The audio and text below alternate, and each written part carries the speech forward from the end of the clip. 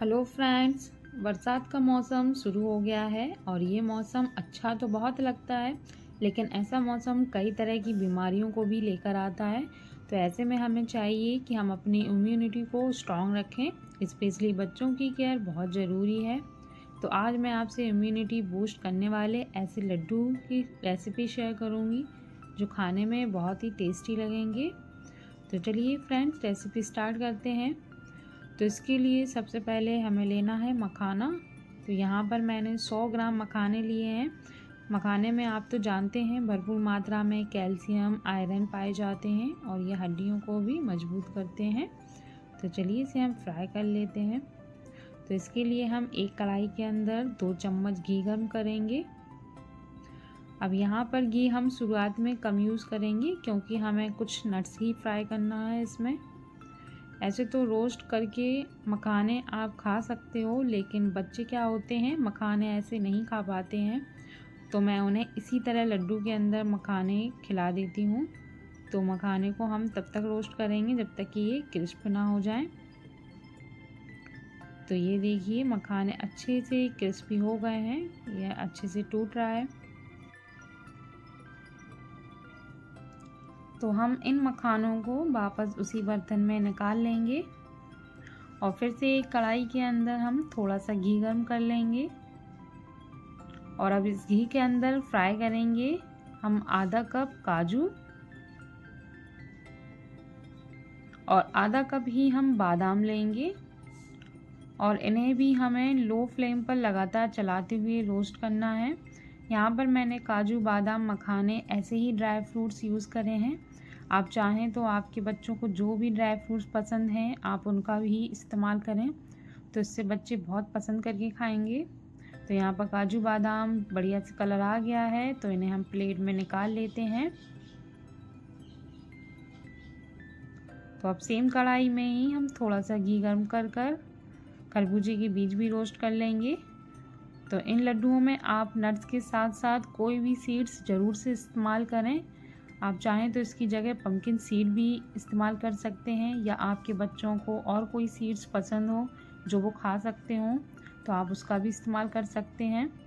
तो यहाँ खरबूजे की बीज रोस्ट हो गए हैं, तो इन्हें भी हम साइड कर देंगे।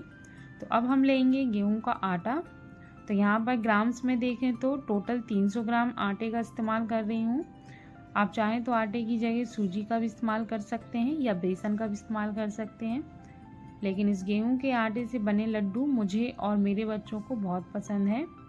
तो अब हम सेम कढ़ाई में ही लगभग आधा कप घी गर्म कर लेंगे। तो अब इस घी के अंदर हम डालेंगे गेहूं का आटा।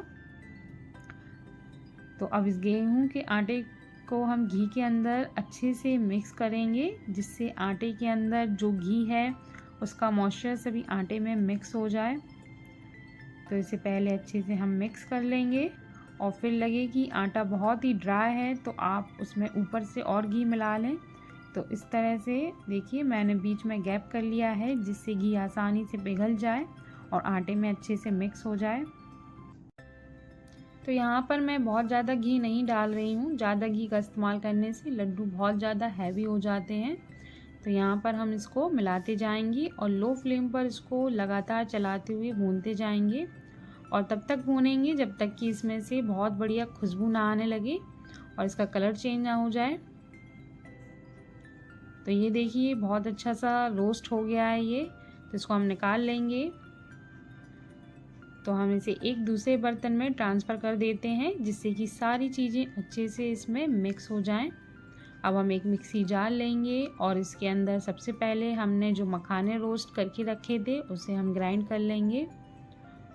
और जब मखाने अच्छे से ग्राइंड हो जाएं तब हम इसमें काजू, बादाम डालकर इन्हें भी साथ में पीस लेंगे। अगर आप इसे दानेदार रखना चाहते हैं तो रख सकते हैं, या फाइन पाउडर रखना चाहते हैं तो आप ऐसे भी डाल सकते हैं।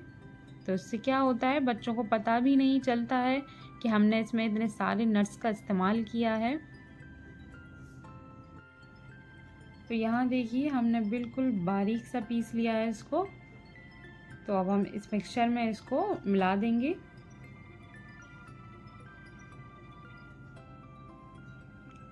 और जो खरबूजे के बीज हमने रोस्ट करके रखे थे उसे मैंने ग्राइंड नहीं किया है, उसे हम ऐसे ही साबुत डालेंगे। अब इसमें डालेंगे चीनी। तो मैं इसमें चीनी का भूरा डाल रही हूँ, आप चाहे तो इसकी जगह चीनी भी डाल सकते हो। तो वज़न में ये 300 ग्राम चीनी का भूरा है। तो ये हम सारी चीनी इसमें डाल देंगे और फ्लेवर के लिए डालेंगे इलायची पाउडर और सारी चीज़ों को हम अच्छे से मिक्स करेंगे। और गर्म गर्म में हमें सारी चीज़ों को मिक्स करना है। एक बार ये अच्छे से मिक्स हो जाए तो ये हल्का सा ठंडा हो जाएगा, तो हम इसके लड्डू बांध लेंगे। तो हमने इसे देखिए ईज़िली मिला लिया है। तो देखिए कितना ये भर भरा सा लग रहा है कि इसके लड्डू बनेंगे ही नहीं, लेकिन जैसे ही आप इसके लड्डू बांधेंगे तो ये आसानी से बनकर तैयार हो जाएंगे। तो बस देखिए इस तरह से कितने प्यारे लड्डू बनकर तैयार हुए हैं। ज़्यादा तामझाम भी नहीं करना पड़ा और ना ही ज़्यादा मेहनत करनी पड़ी। तो इन लड्डू को आप लंबे टाइम तक स्टोर करके भी रख सकते हैं। और अगर आपको आज की रेसिपी अच्छी लगी हो तो वीडियो को लाइक करें और साथ ही मेरे चैनल को सब्सक्राइब करना ना भूलें। तो फिर मिलते हैं नई रेसिपी के साथ, तब तक के लिए बाय बाय।